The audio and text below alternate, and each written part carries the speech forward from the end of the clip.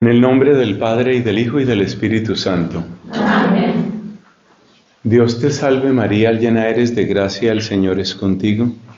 Bendita eres entre las mujeres, y bendito es el fruto de tu vientre, Jesús. Santa María, Madre de Dios, ruega por nosotros pecadores, ahora y en la hora de nuestra muerte. Amén. En el nombre del Padre, y del Hijo, y del Espíritu Santo. Amén. Desde el punto de vista de la fe y de la espiritualidad, el conocimiento de sí mismo va unido a que uno es criatura, es decir, uno no es creador, uno no es Dios, por consiguiente uno no es ley para sí mismo, uno es criatura y que uno es pecador. Esta insistencia en el tema del pecado resulta un poco extraña o un poco enojosa para algunas personas, porque se habla tanto del pecado, el pecado, el pecado. Pero fíjate que todo auténtico aprendizaje supone una gran cantidad de correcciones, y eso se nota mucho cuando uno está aprendiendo un idioma, que es mi ejemplo favorito. Cuando uno está aprendiendo un idioma, uno necesita que lo corrijan, y uno agradece que lo corrijan. Si estoy empezando a aprender francés y digo maison, entonces no se dice así, se dice maison. Maison, se dice maison. Entonces, cada error que me corrigen es un grado de ascenso en el aprendizaje, es una mejora en el aprendizaje. Aprender pues significa mejorar, y mejorar significa corregirse. Entonces, nosotros no miramos el pecado como algo que nosotros somos. Esto es fundamental. El pecado no es algo que yo soy. El pecado es algo extraño, es un tumor que se metió en mi vida. El pecado no soy yo, el pecado es un tumor. Y en la medida en que se identifica el tumor y se encapsula el tumor y se extrae el tumor, yo soy feliz. De hecho, dice el Salmo 103, Él aleja de nosotros nuestros delitos, es decir, Él nos saca los tumores. El pecado es un tumor, el pecado no soy yo. Y la denuncia del pecado no es algo que me aplasta, es algo que me quita las cosas que me estorban. Y a medida que se van quitando las cosas que me estorban, va apareciendo mi verdadero ser. Es que mi verdadero ser no es el ser en pecado. Esto se nota muy bien en todos los procesos vitales, orgánicos.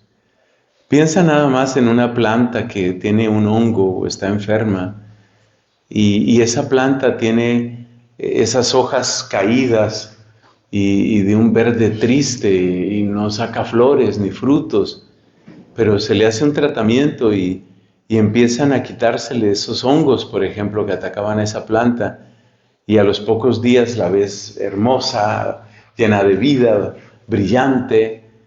Le quitaste lo que no era ella. No es que está mal ser hongo, pero pues el hongo no le hace bien a esa planta. Entonces le quitaste lo que no es ella, y por eso está hermosa esa planta. Por eso está llena de vida, por eso tiene ahora flores y tiene color y tiene perfume. ¿Por qué? Porque le quitaste lo que no es. Eso es lo que Cristo hace en nosotros. Es el sentido de un hermoso mensaje que muchos recuerdan, un mensaje que dio el Papa Benedicto en la Jornada Mundial de la Juventud en Colonia. El Papa hablaba de esto. Cristo viene a quitarte únicamente lo que no eres tú, lo que te estorba. Cristo no viene a quitarte lo que es genuinamente tuyo.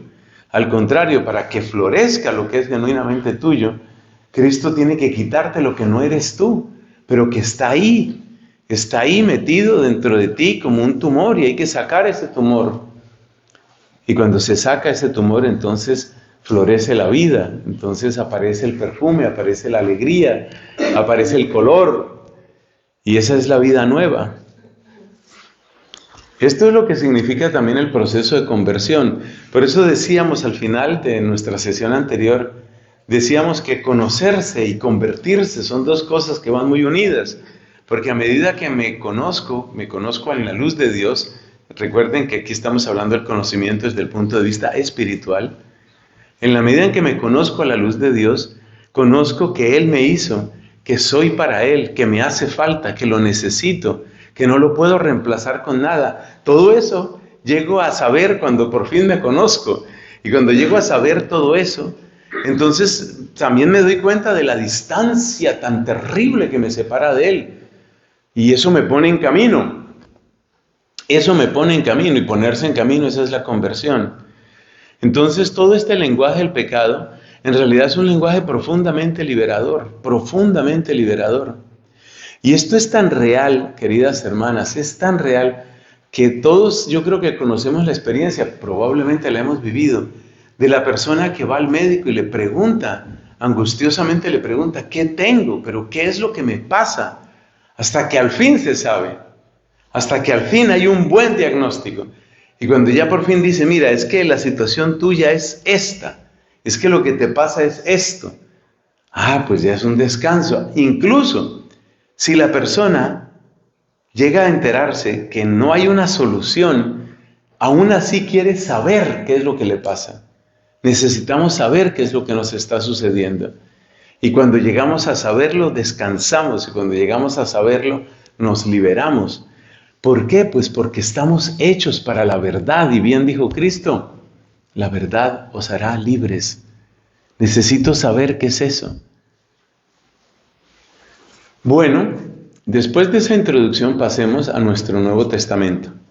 Estamos en la parte bíblica sobre el que dice la Escritura y entonces nos vamos al Nuevo Testamento. En el Nuevo Testamento hemos anunciado que vamos a detenernos en dos pasajes. Uno es Juan capítulo 4, que es el pasaje de Jesús y la samaritana. Y el otro es el pasaje de la conversión de San Pablo, que se cuenta 3 veces en los Hechos de los Apóstoles.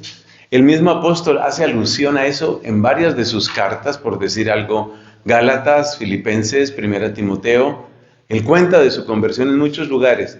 O sea que vamos a mencionar también otros sitios, no solo Hechos 9. Pero empecemos con el Evangelio de Juan, capítulo 4. Este es un pasaje que indudablemente evoca muchas cosas. Seguramente habréis escuchado buenas predicaciones sobre el pasaje de la samaritana. Seguramente habréis tenido como regalo del Espíritu buenas meditaciones y como dicen aquí en España, es que mi hermano y yo, mi hermano Saulo, que es el menor, y yo somos fanáticos de los dichos españoles, nos encantan, los refranes y dichos de España nos encantan. Entonces dicen por aquí, ¿qué te voy a decir que no sepas? ¿No? Eso es muy de acá. ¿Qué te voy a decir que no sepas? Bueno, pues así tengo que decir yo ahora, ¿qué te voy a decir que no sepas? Pero tengo que decirlo. Tengo que decirlo porque es posible que haya algo nuevo. Es posible que haya algo nuevo. Bueno, entonces empezamos con la escena. Está un pozo. Es el pozo en la pequeña población de Sicar, territorio de Samaria. Entonces hay que explicar por qué Samaria es importante. Samaria es el lugar de la rebeldía. Por ahí empieza todo. ¿Cómo que rebeldía? Pues sí, Samaria es la capital o es la región propia del reino de Israel. Existe Samaria ciudad, ¿no? Entonces es la capital del reino de Israel. Y el reino de Israel surge de una rebelión. Un hombre oportunista en el siglo IX a.C., un oportunista llamado Jeroboam, se aprovecha de que había un niñito consentido que era el hijo de Salomón. Ese niñito consentido se llamaba Roboam. Y ese niñito consentido que nunca había sufrido, que no conocía nada de la vida, que solo sabía de privilegios y de pasarla bien con los amigos, resultó ser el rey. Entonces Roboam fue extremadamente imprudente, recargó los impuestos, mal aconsejado por sus amigos. Toda esa historia pues la tenéis ahí en la Escritura. Y conclusión, pues Jeroboam vio su oportunidad. Su gran oportunidad de cumplir su deseo, porque así como hay gente que quiere ser abadesa, pues hay gente que quiere ser rey de Israel. Entonces voy a ser rey de Israel. Y efectivamente se produce un cisma. 10 tribus forman el reino del norte, el reino de Israel. 2 tribus básicamente, pues Judá y Benjamín forman el reino del sur. La tribu de Benjamín era extremadamente pequeño.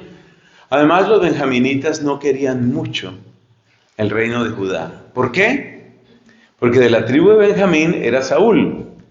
Y acuérdese que cuando Saúl muere, pues para mucha gente era evidente que alguien de la casa de Saúl, o sea, alguien de la tribu de Benjamín, tenía que haber quedado en el reino.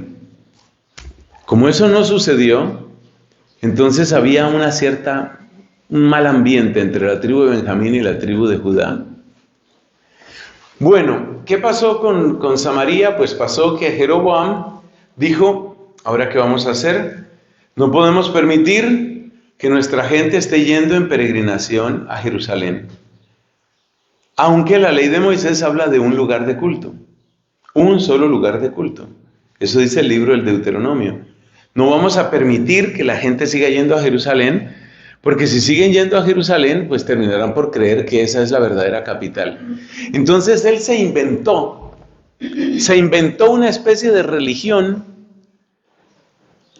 un revuelto que consistía en tomar únicamente la ley de Moisés, tener un lugar de culto, utilizó para eso, por ejemplo, un santuario pagano. Ahí fue donde estuvo profetizando Amós. Y entonces, eso fue en Betel, y él organizó ahí y puso unos sacerdotes. A ver, tú y tú seréis los sacerdotes aquí, ya se organizado. Ya no tienen que ir a Jerusalén, quédense aquí, ya no vayan a Jerusalén.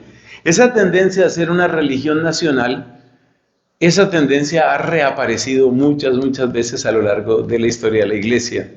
El nombre técnico que eso tiene es galicanismo, porque el momento de la historia de la Iglesia en que con más fuerza se dio esa tendencia fue con motivo de la Revolución Francesa, cuando los revolucionarios, los que estaban en el poder allá en Francia, dijeron, pues tenemos que desconectarnos de Roma, pero la gente tiene tradiciones católicas, entonces vamos a organizar una religión aquí.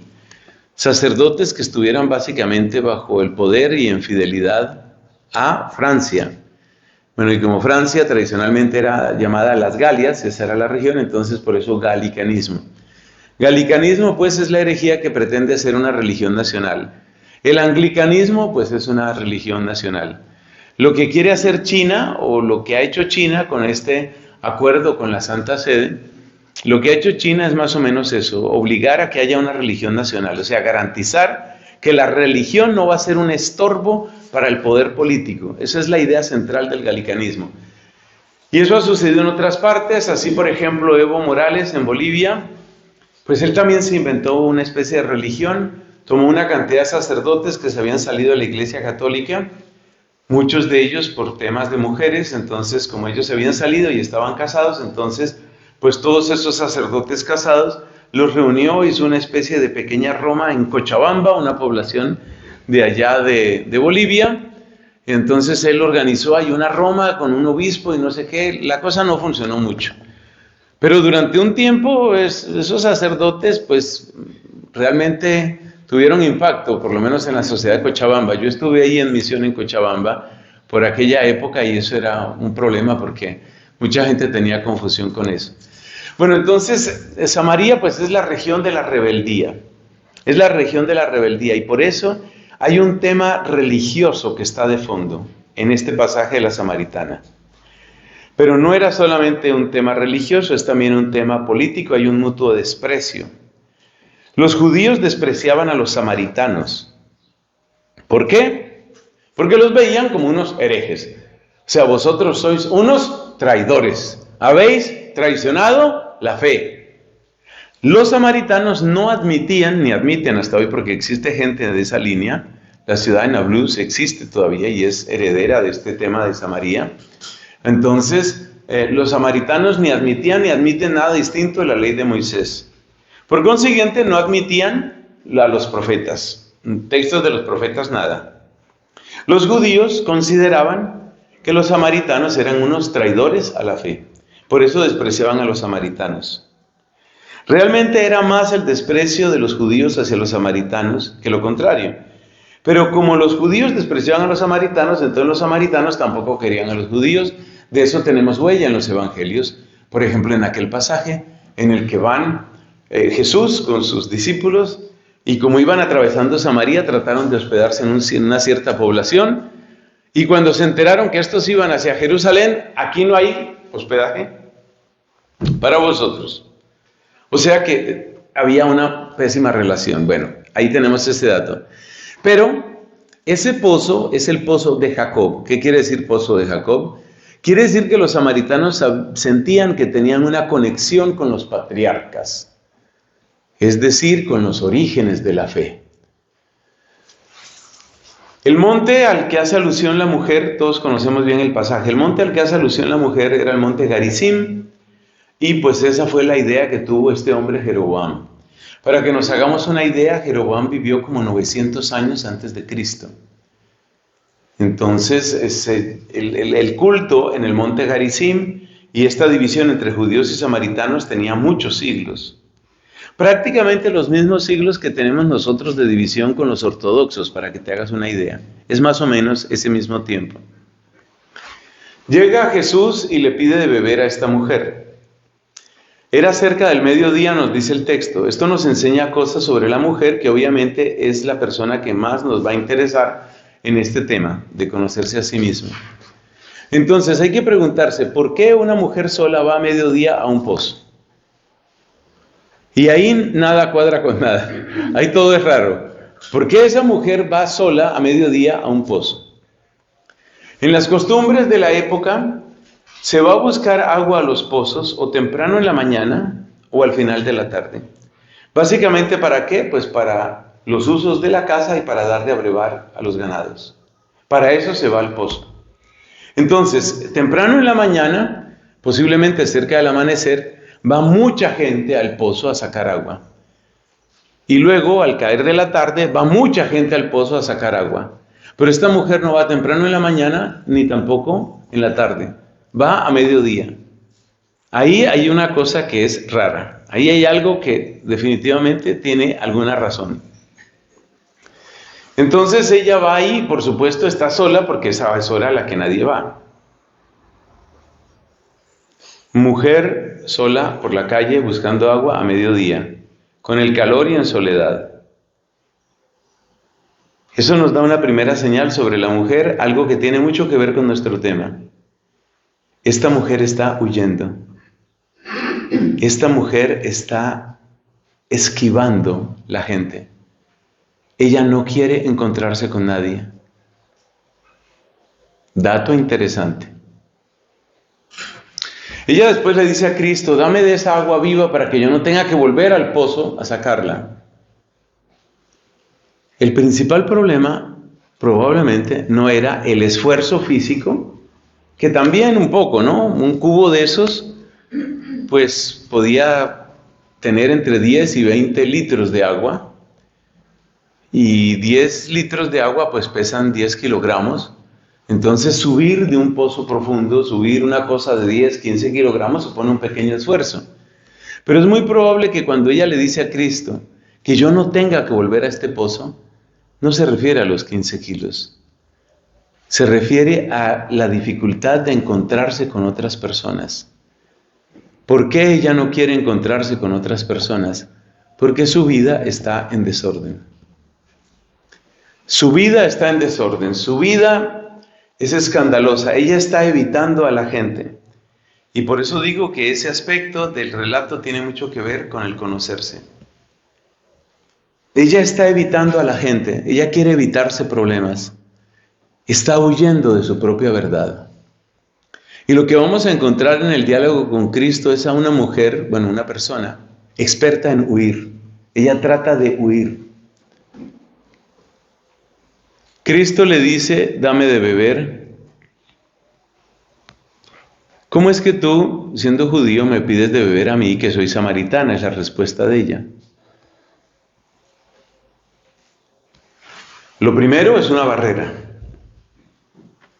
Una barrera que es cultural, una barrera que es regional, o sea, región de Judea, región de Samaria, y una barrera que es religiosa. Hay una triple barrera entre la mujer y Jesús. Y la tarea de Jesús en este relato es romper esa barrera. Porque la tarea de Jesús para que nosotros nos conozcamos es abrir una brecha en la muralla. Porque todos nosotros construimos murallas. Murallas para construir nuestras justificaciones, para mantener vivo nuestro Ananitas, que será el diminutivo de Ananías. Para que Ananitas nos siga aconsejando, para mantener nuestras justificaciones, nos construimos barreras. Barreras a veces muy elaboradas, barreras a veces muy simples, como decir, yo soy así, punto. Si me quieres así, está bien, si no, no me importa. Vivimos en la época de no me importa. Tú allá en lo tuyo, yo aquí en lo mío, tú no te metes conmigo, yo no me meto con lo tuyo. Construimos barreras. Esta mujer tenía una triple barrera. Barrera regional, barrera religiosa, barrera cultural. Y el trabajo de Cristo es romper esa barrera. Lo más hermoso es ver qué armas utiliza Cristo para romper esa barrera. La primera arma es despertar un deseo. De las palabras más bellas de todos los evangelios, según mi humilde estimación, lo que Cristo le dice a ella: si supieras, si supieras.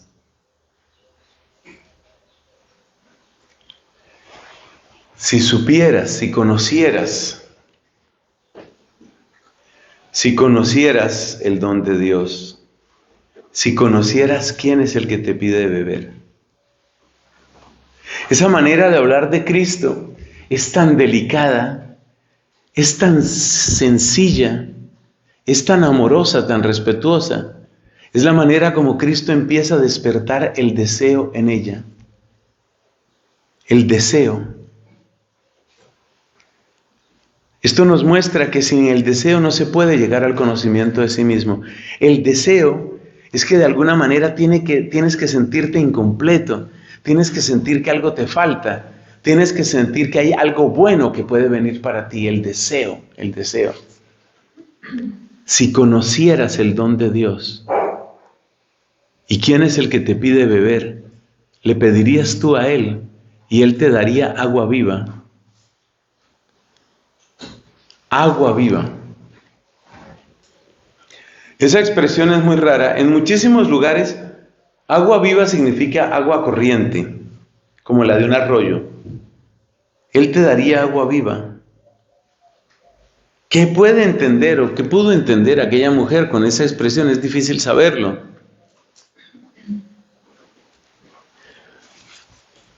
Ella en principio no muestra su deseo, sino más bien curiosidad. Tú no tienes un balde, un cubo. Tú no tienes un cubo, no tienes cómo sacar el agua. ¿De dónde sacas el agua viva? Es como una curiosidad.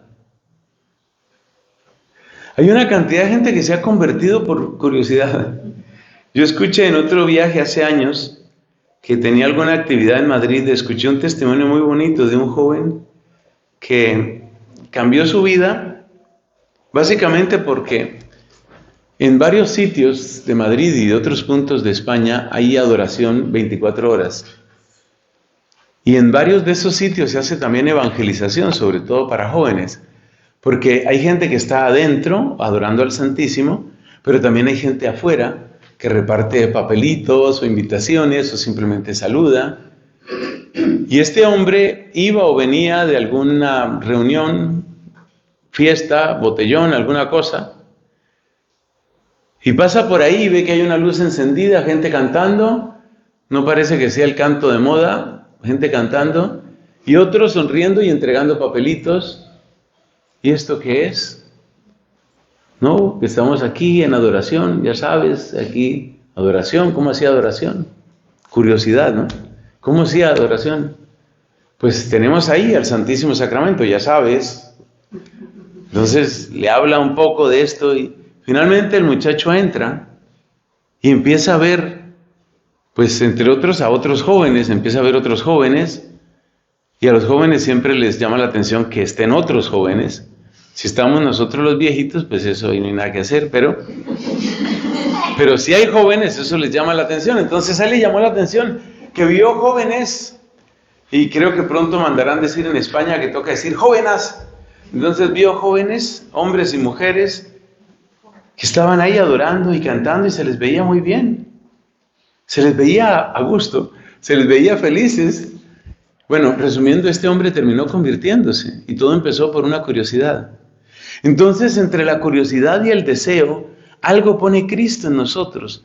Las vidas de los santos muchas veces causan eso, causan como una pregunta, como una inquietud. Yo he oído muchos testimonios de personas que visitan monasterios de clausura y les impacta mucho la alegría que ven en las religiosas. Y de verdad que en algunas de vosotras, no en todas, en algunas de vosotras especialmente se nota una alegría. Es un don de Dios indudablemente. Y entonces, este poco de mujeres aquí encerradas, haciendo tejas, galletas y magdalenas, rezando, conviviendo, pero se les ve tan bien, se ve que su alegría, entonces les queda una inquietud, le queda una inquietud a la gente. ¿Qué tiene ella que yo no tengo? ¿Qué conoce ella que yo no conozco? Por eso muchas veces una gran promoción vocacional es simplemente la alegría del resucitado en tu rostro. Simplemente eso tiene un poder muy grande, muy grande. Ella tiene entonces como esa curiosidad y le dice a Jesús, ¿no? ¿De dónde sacas el agua viva? ¿De dónde sacas el agua viva? ¿Sabe que con eso se puede hacer una meditación preciosa? La próxima vez que estés ante el Santísimo, quédatele mirando y hazle esa pregunta, ¿de dónde sacas el agua viva? Porque esa pregunta la samaritana no tenía ni idea, pero esa pregunta lleva hasta el corazón de Jesús. ¿De dónde sacas el agua viva? Pero la mujer dijimos que era experta en esquivar, Entonces mete una de sus barreras. Vosotros, judíos, decís que hay que adorar en Jerusalén, nosotros decimos que en este monte. Como quien dice, la cosa es confusa, muy confusa, no sé qué es el agua viva, pero eso está muy enredado, dejemos así. Entonces Jesús saca otra arma. Segunda arma de Cristo. Mira, viene la hora, y ya está aquí, en que Dios busca adoradores en espíritu y en verdad. El problema no es el lugar, el problema no es este monte o Jerusalén. El problema es adorar en espíritu y en verdad. En espíritu y en verdad. Es un lenguaje que ella no se esperaba. Dame de esa agua viva, dice ella en otro momento, dame esa agua viva para que no tenga yo que venir aquí. Y Cristo da otro paso. Ese otro paso es tocar la vida de ella. Ve, trae a tu marido y vuelve. Ahí estaba la situación de ella.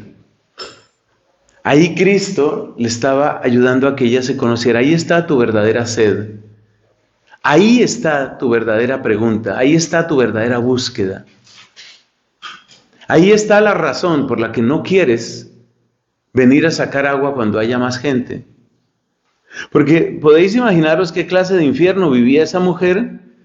Pues como casi siempre eran las mujeres las que iban al pozo, y las mujeres sabían qué clase de mujer era esta. Entonces imagínate llegar a sacar agua en medio de los murmullos, las miradas, los chismorreos, las torcidas de boca. Mira, espérate que aquí llegó aquella, la que tú sabes, ya llegó. Era insoportable para ella, era una tortura y era una tortura diaria. Por eso ella buscaba la hora más discreta. Así se muriera de calor, pero prefiero calor antes que tener que soportar todo ese murmullo, toda esa descalificación, todo ese rechazo, porque en el fondo lo que más quería su corazón es lo mismo que más quiere nuestro corazón, amor. Eso era lo que más quería el corazón de ella. Y por supuesto que cada vez que iba a sacar agua, por eso digo que el trabajo no era tanto el peso, los 10 o 15 kilos. Cualquier mujer que tenga más o menos salud mueve 10 o 15 kilos sin ningún problema, eso tampoco es una tragedia. El problema no eran los 15 kilos, el problema era ese, llegar ahí y encontrarse con esa muralla de miradas de desprecio y de descalificación y murmullos y chistecitos y risitas y todo eso que uno dice que es poca cosa, pero que hace la vida difícil, muy difícil. Ahí está la razón, ahí está tu verdadero problema. Hermanas, si Jesús llega a mostrarnos eso, es decir, qué regalo tan grande el que le hizo el Señor a esta mujer. Le mostró cuál era su verdadera sed, cuál era su verdadera búsqueda, cuál era su verdadero problema. Tu verdadera sed es sed de amor, tu verdadera búsqueda es búsqueda de quien te ame.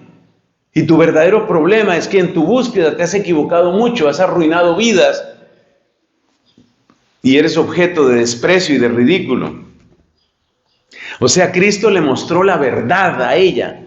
Le mostró que ella, siguiendo nuestra terminología de la primera clase, pues que ella era una fracasada.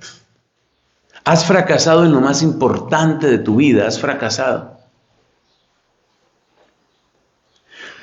Que a uno le muestren el fracaso es algo duro, pero es profundamente liberador. Voy a hacer aquí un paréntesis para dar una anotación, para hacer una anotación autobiográfica. Yo estudiaba física y estaba bastante alejado de Dios, no ateo, pero sí muy alejado, muy frío. En tales circunstancias, en una clase de mecánica analítica, me acuerdo el salón y me acuerdo dónde estaba sentado yo.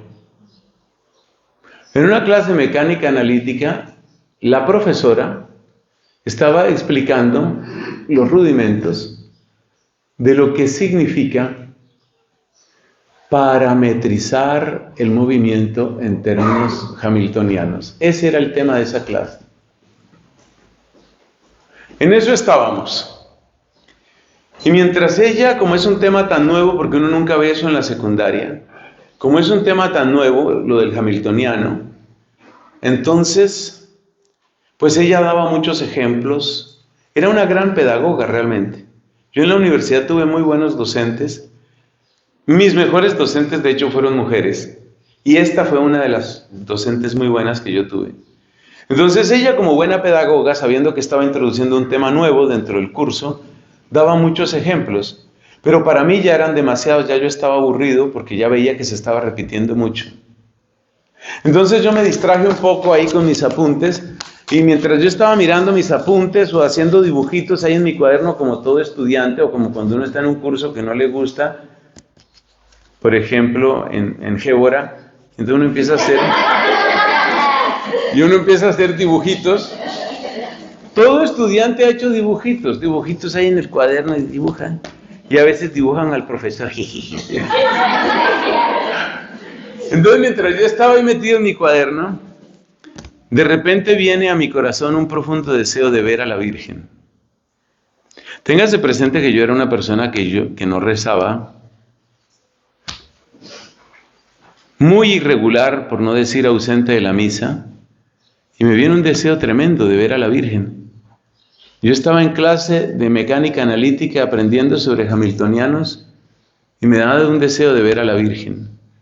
Yo dije, no, estoy mal, realmente estoy mal. Ese deseo de ver a la Virgen se repitió varias veces en los siguientes días. En distintas circunstancias, todas tenían que ver con mi carrera. Por ejemplo, en Bogotá existe un laboratorio, existía, creo que debe existir y seguro estará mucho mejor que en mi época, un laboratorio de bajas temperaturas, de esos que trabajan en superconductividad, superfluidez, helio líquido, todo ese tipo de cosas fascinantes. Y yo estaba caminando por esos laboratorios y de repente el deseo de ver a la Virgen. El deseo de ver a la Virgen me llevó a la capilla, que yo no sabía que existía, la capilla de allá de la Universidad Nacional en Bogotá. La capilla me llevó al Santísimo, me llevó a la misa, me llevó al sacerdote, me llevó a la confesión, me llevó a la oración. O sea que lo que empezó como el deseo de ver a la Virgen se convirtió en un resucitar de mi fe. Y no solo resucitó mi fe, sino que resucitó mi vocación. porque yo había pensado en ser sacerdote cuando tenía 15 años de edad, o sea, unos pocos años atrás. Pero ese llamado vocacional había quedado archivado y empolvado por ahí, y la Virgen resucitó eso, a través de esa estrategia de producir en mí el deseo de verla. ¿Qué tiene que ver eso con lo que estamos hablando hoy? Pues tiene que ver con esa especie de anhelo que uno tiene en el corazón. Entonces yo me preguntaba, ¿por qué un estudiante de física puede tener ganas de ver a la Virgen? ¿Qué relación tiene la física con la Virgen? Yo no tenía ninguna respuesta para eso. ¿Cómo puede relacionarse el estudio de física con el estudio de la Virgen? O con ver a la Virgen, porque no era estudiar, sino ver a la Virgen. No tiene ningún sentido. Bueno, y varias veces, porque a uno mucha gente le pregunta, ¿cómo surgió tu vocación y tal? Entonces muchas veces yo comentaba eso. Pues este es el testimonio que yo he contado varias veces, por supuesto más extenso. Por ahí en mi canal ese de YouTube lo he contado más largo. Cuando me hicieron esa pregunta por enésima vez, de repente vino como una luz, como una claridad que me hizo ver cuál era la relación entre la física y la Virgen. Fue como si una voz me hablara. O sea, tenéis todo el derecho de creer o de no creer, pero fue como si una voz me hablara, así como estoy diciendo. Y esa voz que me hablaba me dijo lo siguiente: tú querías estudiar física porque tú querías conocer el universo, lo cual es totalmente cierto. Yo no tenía un interés de hacer dinero, me gustaba estudiar y me gustaba enseñar, punto. Yo quería conocer el universo, me fascinaban especialmente aquellas leyes, como las leyes de Maxwell, que reúnen decenas, centenares de experimentos y de observaciones empíricas, las reúnen en una pequeña formulación matemática. Eso me encantaba, porque me gusta mucho la matemática. Entonces lo que yo quería era entender el universo. Me dijo la voz esa que me habló, que yo creo que era la voz del Señor. Me dijo lo siguiente: tú querías estudiar física porque querías conocer el universo. Quiero contarte, esto me conmueve, quiero contarte que María es el universo como yo lo pensé. Por eso la física te llevó a María, porque es que María es el universo, como yo lo pensé. María es el universo sin el estorbo del pecado, porque el pecado es lo que no deja ver lo que yo creé. El pecado es lo que no deja ver mi plan. Y en María no hay pecado. En ella se ve exactamente lo que yo quería. Por eso tiene toda la lógica del mundo que tú pases de las ecuaciones de Maxwell o del Hamiltoniano, tú pases a María, porque ella es mi universo. Eso es lo que yo quiero del universo. Solo que lo que yo quiero del universo no cabe en ecuaciones. Lo que yo quiero del universo cupo en el corazón de María. Eso es lo que yo quiero del universo. Entonces, es absolutamente maravilloso. Ese momento para mí, pues ya podéis imaginaros, ese momento para mí fue importantísimo. Porque con esas palabras que yo se las atribuyo a Dios mismo, esas palabras de Dios Padre o de nuestro Señor Jesucristo, esas palabras que yo escuché en mi mente, no las escuché con estos oídos, esas palabras no solamente me respondieron una pregunta que yo me había hecho: ¿por qué pasé yo de la física a la Virgen? Esas palabras me mostraron la búsqueda más profunda que tenía mi corazón. Por eso estoy hablando de esto. Porque es que eso fue lo que Jesús le mostró a la samaritana. Mira, tu búsqueda más profunda, tu sed más profunda, tu problema real es este. Y esa es una luz muy potente. Esa es una luz maravillosa. Y esa es la luz que tenemos que encontrar nosotros. Esa es la luz que luego le produce a uno el deseo de cantar con el salmo: me ha tocado un lote hermoso, me encanta mi heredad. Esa es la luz que produce eso: me encanta mi heredad. Esa es la luz, esa es la gracia, ese es el regalo del que habla Cristo. Cuando Cristo dice que hay una persona que encontró un tesoro y vendió todo, por tener ese tesoro. Porque es que ese tesoro es mi verdad, es que eso es lo que yo realmente soy, eso es lo que quiero ser. Como cuando Teresa del Niño Jesús dice, en la iglesia yo seré el amor. ¿Recuerdas ese texto famoso que está en la historia de un alma? Y que lo leemos en el oficio de lectura el 1 de octubre, el día de ella. En la iglesia yo seré el amor. Esa no es una frase poética. Esa es una luz así, poderosa, una luz que estalló en el corazón de ella. Ya sé para qué nací. Ya sé para qué vivo. Y ya sé qué voy a hacer en la eternidad. Esa es una luz muy grande. Y uno tiene que pedirle, uno tiene que implorarle si no la ha recibido. Uno tiene que implorarle esa luz al Señor. Dame esa luz que yo sepa cuál es mi pregunta, mi búsqueda y mi problema. Escriba eso. Mi pregunta, mi búsqueda y mi problema. Escriba eso que le conviene. Mi pregunta, mi búsqueda y mi problema. Entonces, el día que Dios en su infinita piedad, porque Dios ha sido muy compasivo conmigo, el día que Dios en su infinita piedad me dijo, probablemente fue Papá Dios, porque Él hablaba de su creación. Cuando me habló, Él me dijo de su creación. Él me dijo, cuando yo hice el universo. O sea que yo atribuyo esas palabras, pues principalmente a Papá Dios, Dios Padre Creador. Ahora, pues a mí me da una vergüenza terrible decir esto, porque claro, uno no ha llevado vida de santo. Entonces uno dice lo de Catalina, ¿cómo es que he recibido semejantes cosas y qué pasa conmigo? Pero eso ya es culpa mía, ese ya es problema mío, ese es pecado mío. Pero la luz que me dio Dios es una luz muy potente que no se ha extinguido en ningún momento. Por la bondad y la piedad de Dios, que ha sido muy grande conmigo, por la piedad infinita de Dios, ningún día de mi vida religiosa he tenido duda de mi vocación, ningún día. Otras personas Dios las lleva por otros caminos y cada camino donde está Dios es un camino bello y es un camino hermoso y santo. Pero en mi caso yo tengo que decir la verdad y la verdad es que en mí no ha existido esa duda. ¿Y por qué no ha existido esa duda? Porque el Señor alumbró, encendió un bombillo dentro de mí, un foco. ¿Aquí qué más se utiliza? ¿Bombillo, foco? ¿Qué dicen? Eso, bueno. Pues encendió una bombilla dentro de mí, una luz intensa dentro de mí y me dijo, mira, tu pregunta es esta, tu búsqueda es esta y tu problema ha sido este. Ahí está, ahí lo tienes. Eso fue lo que le dio a la samaritana. Veo que eres profeta. Veo que eres profeta. Y bueno, ya sabes, ella trata de escaparse y no sé qué.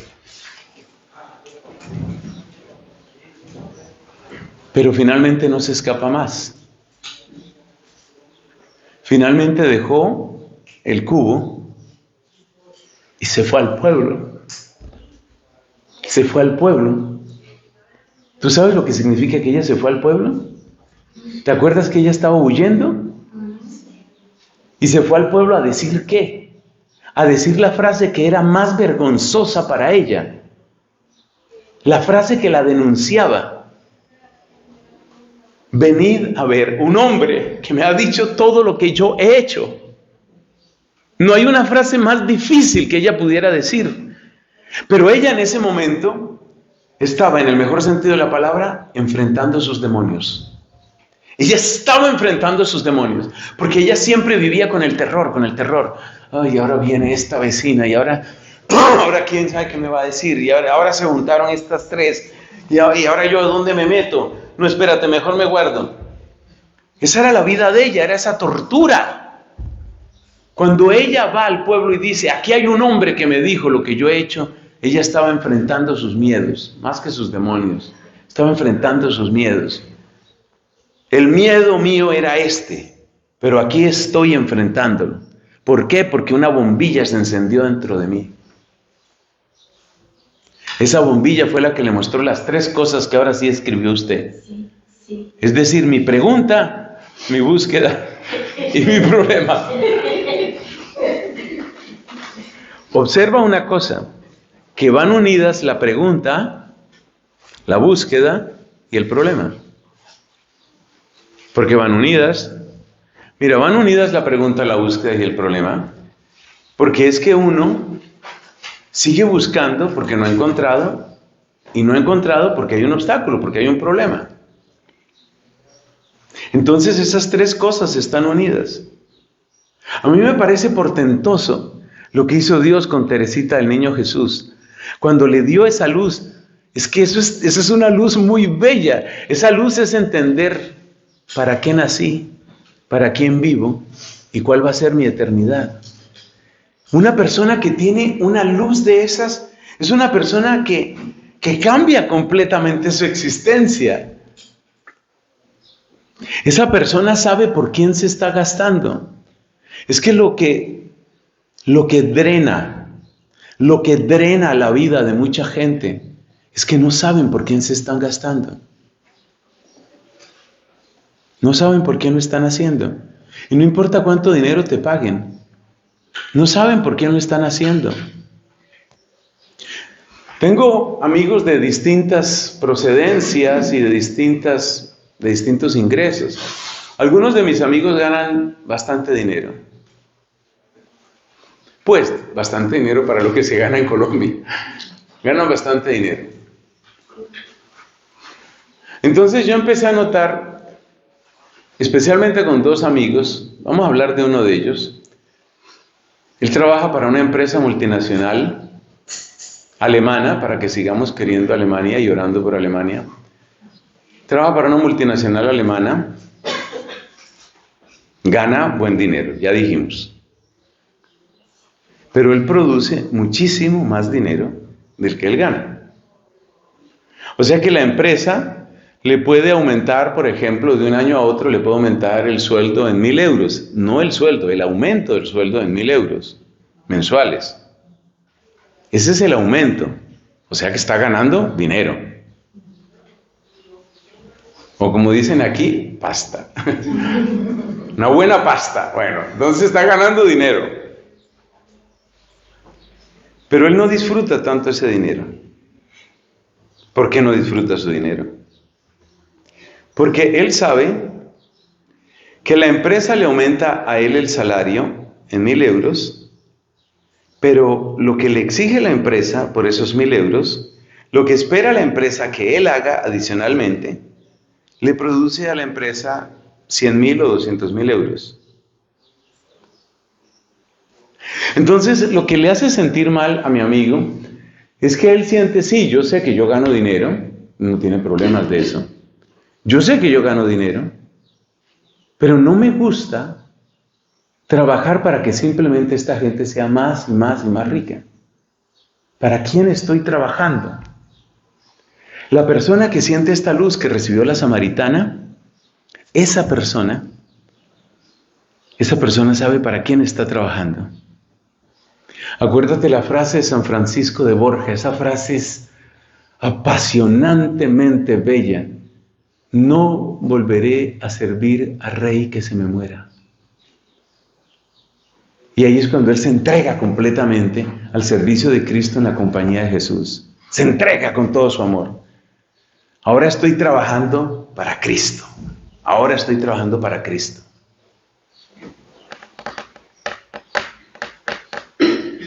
Hay dos santos eslavos que son San Cirilo y San Metodio, a los cuales hay que admirar y querer mucho. Entonces, uno era obispo y el otro era monje. Ahí viene la pregunta, ¿cuál era el obispo y cuál era el monje? ¿Me ayudan, por favor? ¿Ustedes se acuerdan cuál era el obispo y cuál era el monje? Cirilo era el monje. Cirilo es importante, Cirilo es el de los caracteres cirílicos, ¿no? En el mundo eslavo, por favor, San Cirilo es importantísimo. Que un colombiano no sepa mucho de San Cirilo, se entiende. Pero toda la gente del este de Europa, por favor, tener muy claro San Cirilo. Bueno, el hecho es que San Cirilo dijo muchos siglos atrás muchos siglos antes de San Francisco de Borja, dijo una frase muy parecida, la cual está en el oficio de lecturas de San Cirilo. A ellos se les celebra el 14 de febrero, ¿no? Averigüen ahí por ahí rápidamente porque esto se está grabando y queremos que quede bien. A mí me parece que es 14 de febrero. Sí, el mismo día de San Valentín. Sí. ¿Sí? ¿Estoy bien? Gracias. Lo que pasa es que se ha popularizado el 14 de febrero San Valentín, pero eso es por los gringos. Pero San Cirilo y San Metodio se celebran el 14 de febrero. Bueno, lo importante no es el 14 de febrero, sino lo importante es que en el oficio de lecturas de San Cirilo y San Metodio se cuenta la frase que dice San Cirilo. Y la frase de él es muy parecida a la de San Francisco de Borja. Ya no volveré a servir, ya no soy siervo, dice él. Ya no soy siervo del emperador ni de criatura alguna. Ahora serviré, ahora sirvo al Rey de Reyes, bendito por los siglos. Amén. Con esas palabras, él asumió su vida monástica. Entonces, recibir esa luz, recibir ese conocimiento, es una confirmación vocacional impresionante. Es una confirmación que te hace sentir para qué naciste.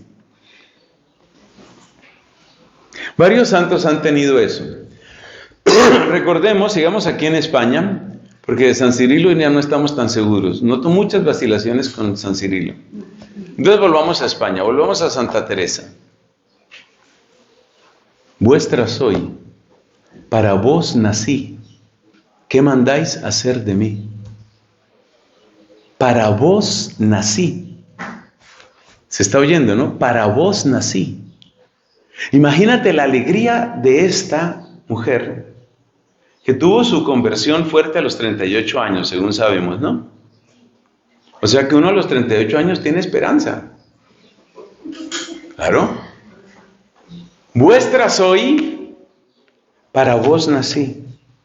Eso es encontrar cuál es el propósito, cuál es el sentido. Alguien muy audaz podría preguntar, ¿y Cristo? ¿Cristo tuvo una experiencia así? ¿Sí? ¿Dónde se cuenta eso? No. Que lo diga Él, porque la voz del Padre sí lo dijo en el bautismo y en la transfiguración, pero que lo diga Él. ¿Dónde lo dijo Él? Esa pregunta es muy difícil, es una pregunta capciosa. Esa pregunta sucedió en Jerusalén, según cuenta el Evangelio de Juan. En aquella escena donde unos griegos lo buscan a Él, y van y hablan primero con Andrés o con Felipe, y después con el otro, con Felipe o con Andrés, y van donde Cristo, y le dicen a Cristo, quieren verte. Bueno, en ese contexto Jesús se estremece y dice, para esta hora he venido. La teología de la hora.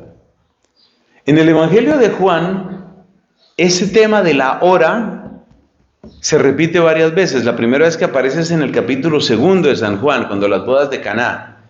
Porque cuando María le dice a nuestro Señor, Jesús le responde, mujer, no ha llegado mi hora. Y ese tema de la hora se repite. Esta es vuestra hora, la de las tinieblas, dice en otro momento. Y al final del Evangelio de Juan, casi al entrar en su pasión, cuando ya está en Jerusalén, dice, para esto he venido. ¿Qué diré, Padre? Apártame de este cáliz, apártame de esta hora. Pero si para esta hora he nacido. O sea, Cristo sabía para qué había nacido. Él también tenía esa luz, claro, que no podía faltar esa luz en él. Entonces, de la samaritana, ¿qué aprendemos? De la samaritana aprendemos que hay una gracia muy especial.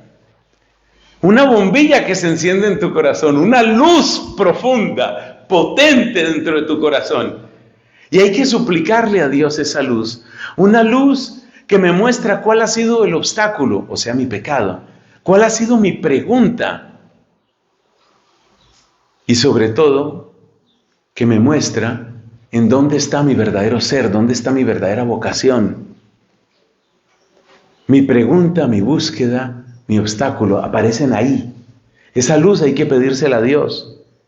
Y esa luz maravillosa trae una alegría muy grande, muy grande. Pasemos a San Pablo porque el tiempo corre y la samaritana nos ha detenido bastante. Pasemos a San Pablo. Dios mío.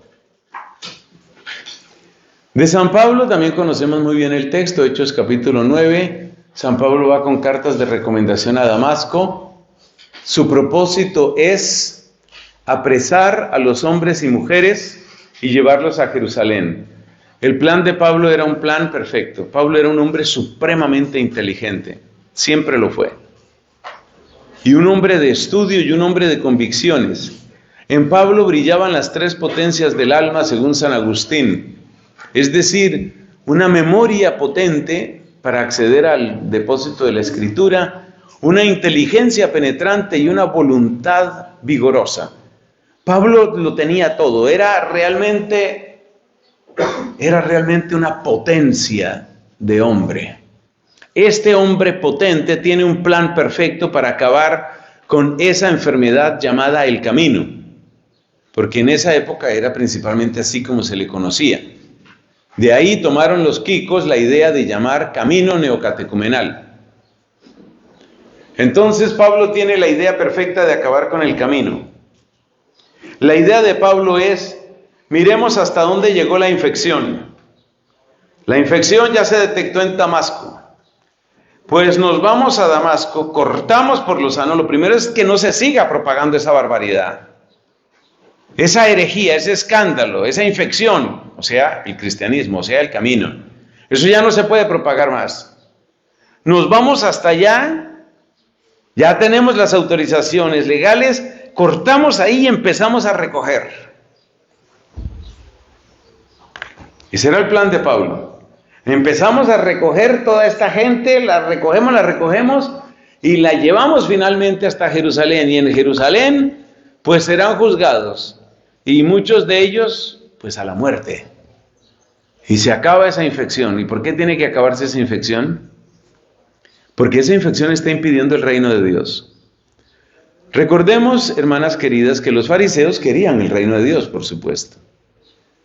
El modelo del reino de Dios para los fariseos era el modelo de Deuteronomio capítulo 28, es decir, todas las bendiciones que Dios te va a dar si tú eres fiel a Él. Ese era el modelo del reino de Dios para ¿los qué? Los fariseos.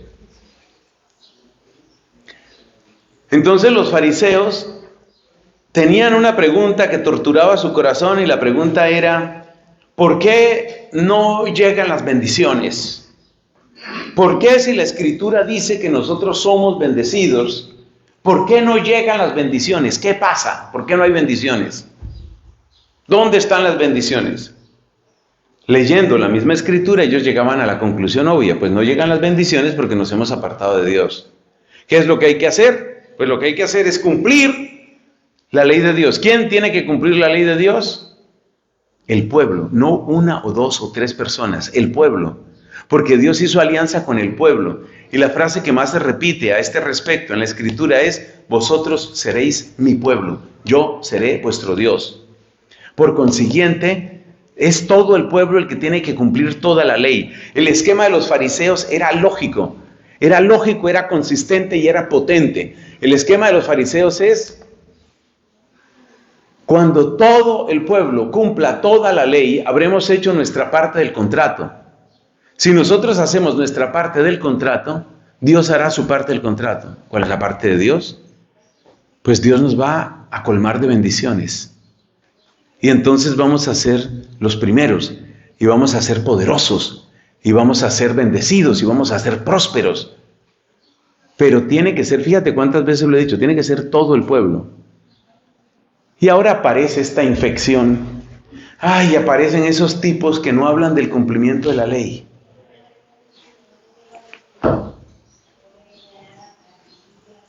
Que la resurrección, que resucitó su jefe, su líder, dicen ellos que resucitó. Y entonces lo que predican son otras cosas. Predican que hay que creer en Él, que hay que creer en ese mensaje, que hay que aprender unas enseñanzas. Y entonces Moisés, ¿para qué fue? Nosotros sabemos, dice Juan capítulo 9 en boca de los fariseos, nosotros sabemos que a Moisés le habló Dios, pero ¿este quién es? Eso lo decían refiriéndose a Cristo. Entonces tenemos un grupito ahí que está enseñando otra cosa. Pero ese grupito no deja que todo el pueblo, cumpla la ley. Pues hay que acabar con ellos, porque ellos están en rebeldía. El plan de Pablo era perfecto. Acabamos con ellos, seguimos en nuestro proyecto de cumplimiento de toda la ley, y vendrán las bendiciones de Dios, torrentes de bendiciones de Dios. Y saldrán estos romanos desgraciados de aquí, y vamos a tener paz, y vamos a tener seguridad, y vamos a tener cosechas abundantes, y vamos a tener todas las bendiciones que dice Deuteronomio capítulo 28. Ese era el esquema de los fariseos. Entonces Pablo lo tenía todo claro. Con esa claridad absoluta, Pablo va hacia Damasco, capitaneando un pequeño grupo, porque había que empezar ya desde Damasco. Y es ahí donde se encuentra con esa luz. ¿Qué podemos aprender de lo de Pablo? Hay que reconocer que la conversión de San Pablo sucedió de una manera profundamente significativa. Si usted lee Romanos capítulo 2, usted se encuentra que en Romanos capítulo 2, Pablo critica lo que era el pensamiento usual de los judíos. Pablo critica lo que era el pensamiento de los judíos. Y hay un versículo que usted encontrará y que está en el capítulo 2 de la carta a los Romanos, donde dice Pablo, como hablando hipotéticamente a un judío, le dice: tú que te consideras luz. Eso era lo que Pablo creía. El judío típico se consideraba luz y los fariseos consideraban que ellos eran la luz. Por eso una de las frases que más les podía fastidiar de Cristo es que Cristo dijera: yo soy la luz del mundo. Insoportable para ellos, porque ellos consideraban que ellos eran la luz para los ciegos. Ellos eran la luz. Entonces Pablo creía que era la luz. ¿Y cómo sucedió la conversión de él? Quedándose ciego. ¿Qué fue lo que hizo Dios en la conversión de Pablo? Hizo tres cosas. Primero, le mostró lo que sí era luz. Ah, ¿tú te crees luz? Tú eres el que guía el grupo, ¿no? Tú eres el de la luz, eres tú eres el de la luz. Pues el de la luz quedó ciego. Y el de la luz tuvieron que llevarlo a Damasco, así, con la mano, ¿no? Entonces, primero le mostró qué era la luz. Segundo, en la conversión de San Pablo, Pablo, que se creía jefe, empieza a ser discípulo. Empieza a ser discípulo. Discípulo porque lo tienen que llevar de la mano. Te creías luz y estás en tinieblas. Te creías jefe y tienes que ser discípulo. Eso es maravilloso. Hay una frase que dice San Pablo: el que se crea sabio, que se haga necio. Eso está en 1 Corintios. El que se crea sabio, que se haga necio. Ese versículo, estoy convencido, es autobiográfico. Porque él se creía sabio. Él creía que tenía todo perfectamente claro. Y de aquí sacamos la principal enseñanza de la conversión de San Pablo con respecto a nuestro tema. Nada impide tanto llegar a la verdadera luz como creer que uno ve. Pues es la conclusión del Evangelio de mañana, ¿no? Mañana el Evangelio es de Juan capítulo 9 y es exactamente ese. Los fariseos le preguntan a Cristo: ¿entonces nosotros estamos ciegos? Y Cristo dice: si estuvierais ciegos no tendríais pecado. Pero como decís que veis, vuestro pecado permanece. Entonces, para llegar al verdadero conocimiento de mí mismo, yo no puedo caer en ese error, que era el error de Pablo. Él creía que veía, él creía que tenía todo claro. Como creía que tenía todo claro, no aprendía de nadie. Como creía que tenía todo claro, no sabía quién era él mismo, no se conocía a sí mismo. Entonces, para conocerme en realidad, necesito pedir a Dios que me muestre mi ceguera. El principio de la luz es ver que estoy ciego. Muéstrame mi ceguera. Pero como eso suena un poco raro, porque uno dice, no, pero espérate, no estoy tan completamente ciego, alguna cosa sí veo. Entonces cambiemos esa pequeña oración y digámosla de esta manera. Muéstrame qué es lo que no he querido ver, qué es lo que no he podido ver, qué es lo que he temido ver. Muéstrame. Abre mis ojos para ver con cuánto amor me buscas tú, dice una canción que no se conoce por aquí. Abre mis ojos. ¿Qué es lo que yo no he querido ver? No solamente de mi pecado, porque es que Pablo no se había dado cuenta de otra cosa que no era su pecado. Pablo no se había dado cuenta de algo muy hermoso. Dios lo había amado y lo había elegido. El gran descubrimiento de Pablo no era descubrir que era pecador. El gran descubrimiento de Pablo era descubrir que era amado y elegido. Abre mis ojos para ver con cuánto amor me buscas tú. Abre mis ojos. Entonces, si yo creo que veo, voy a seguir ciego. Si yo creo que tengo todo claro, voy a seguir ciego.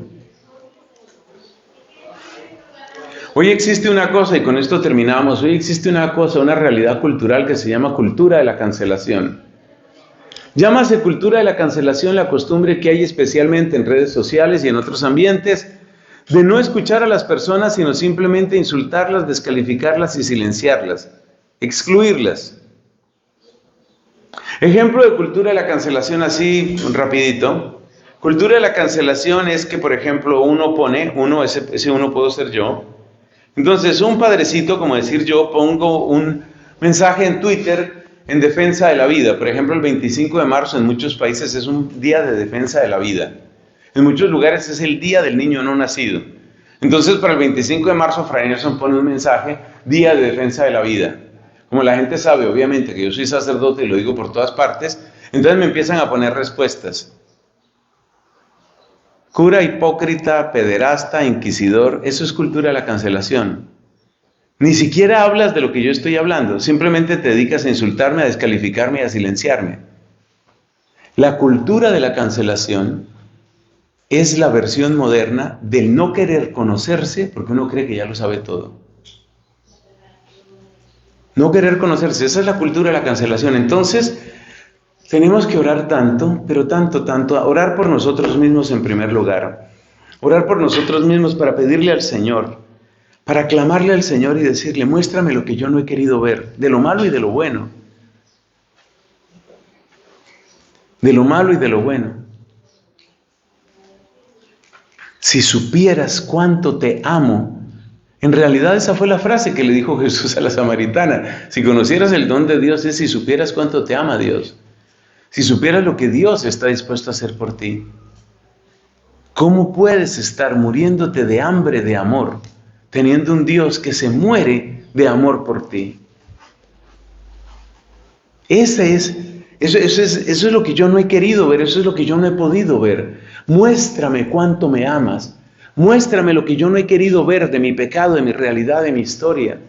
Muéstrame lo que yo no he querido ver porque me da mucho miedo verlo. Muéstrame lo que yo no he querido ver porque me da vergüenza recordarlo. Muéstrame lo que yo no he querido ver porque es muy doloroso para mí.